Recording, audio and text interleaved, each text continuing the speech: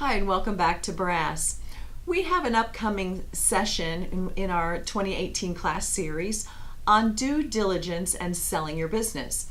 There is a misconception that buying and selling a business involves the same types of issues all around the transaction, when actually the buyer and the seller have completely different interests, and therefore the information in the transaction needs to be built and reviewed differently for each side. Jennifer Johnson, a CPA with House DeBratz, is going to lead this discussion on due diligence in selling the business, with a particular emphasis on the financial aspects of the transaction. In her 60-minute session, followed by 30 minutes of questions, bring your questions, she will address the financial aspects of due diligence.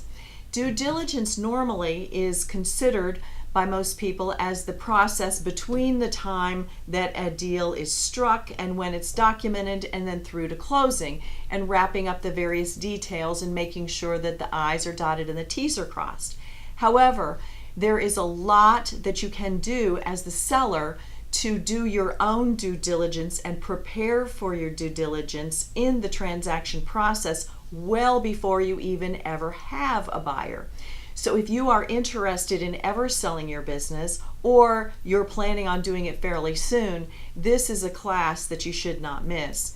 Jennifer will review the financial aspects. Now that includes the accounts receivable, inventory values, tax reporting, internal financials, outside financials, audited financials, and necessarily included in this will be considerations for you as the seller and you as the owner of the seller. So there are financial issues and due diligence issues involving how the record keeping of the company has been done, what issues based upon what has been done may arise, what should or should not be corrected and why, and how that information is beneficial for the business when it goes to market.